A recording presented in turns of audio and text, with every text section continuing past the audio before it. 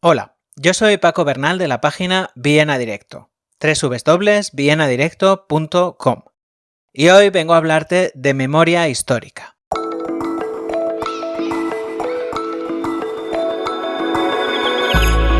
Mauthausen, el campo de los españoles.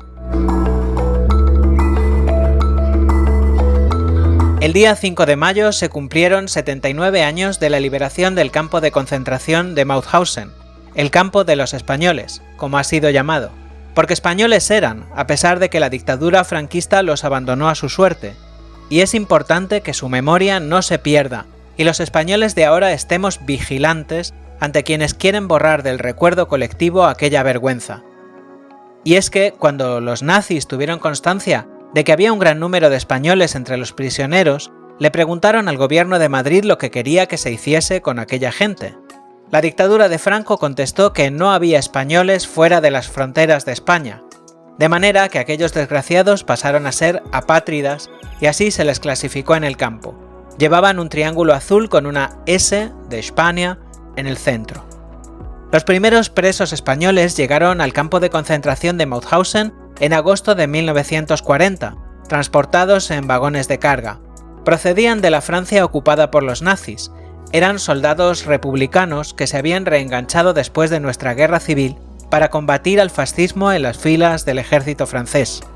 A medias voluntariamente y a medias porque les pusieron un uniforme y los enviaron a pegar tiros a la Legión extranjera. Llevaban ya en el cuerpo varios campos de concentración en el sur de Francia, especialmente el de Argelès-sur-Mer, de cruel memoria, Le Vernet d'Ariège, Barcarès y Sepfron.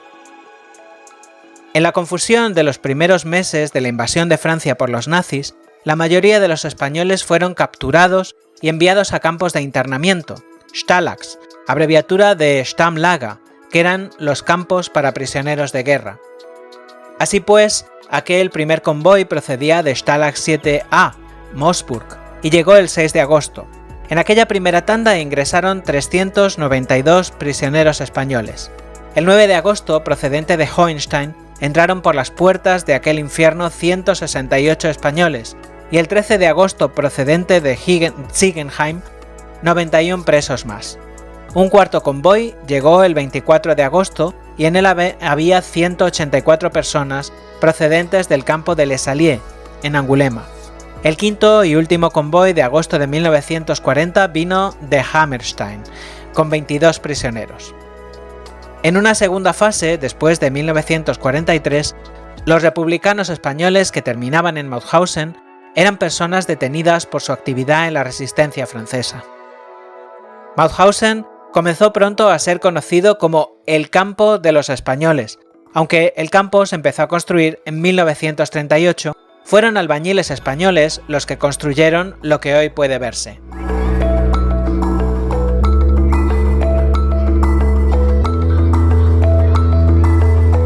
Mauthausen era un campo adosado a una cantera de granito en la cual trabajaban los prisioneros hasta que morían por agotamiento e inanición.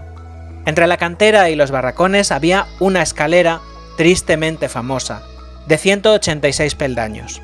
Todos los días los presos tenían que subirla entre 10 y 12 veces diarias, cargados con grandes piedras.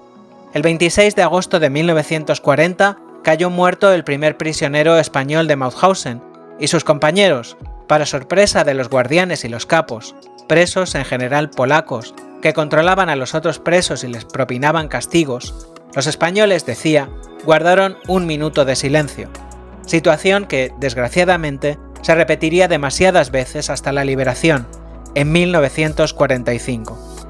Posteriormente, algunos españoles empezaron a desempeñar trabajos especializados, como albañiles, peluqueros, administrativos, sastres, intérpretes o fotógrafos, como el famoso Francisco Boix, el fotógrafo de Mauthausen.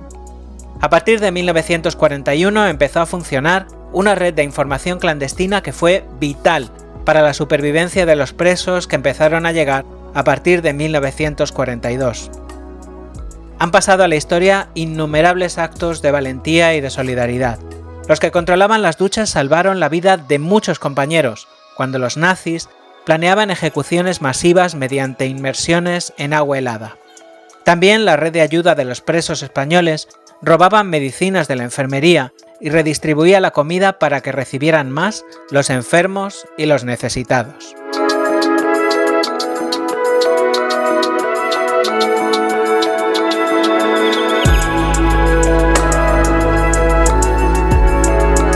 Pero si por algo destacaron los españoles fue por su fe inquebrantable en la victoria de los aliados, incluso en los peores momentos de la guerra. Esta fue crucial, por ejemplo, para que Francisco Boix reuniese pruebas gráficas que serían vitales más tarde para condenar a los nazis más crueles.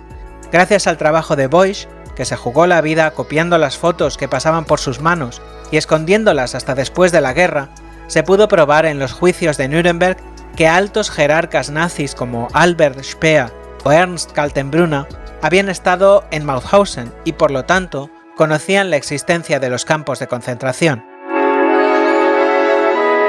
Mauthausen fue liberado el 5 de mayo de 1945 por tropas norteamericanas. En las fotos históricas se puede ver una gran pancarta colgada de la puerta infame del campo, en la que decía orgullosamente: "Los españoles antifascistas saludan a las fuerzas libertadoras". Para la gran mayoría de ellos, no fue el final de la guerra que había empezado en 1936.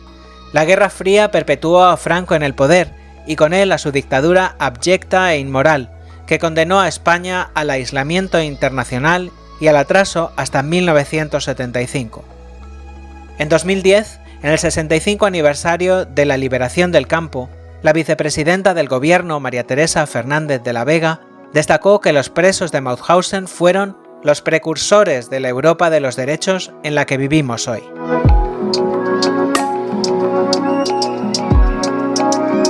Mauthausen, el campo de los españoles. Guión y realización, Paco Bernal. Este es un podcast de la página Viena Directo, www.vienadirecto.com. Si te ha gustado, no dudes en darle al botón de me gusta y en suscribirte a mi canal para estar atento a todas las novedades.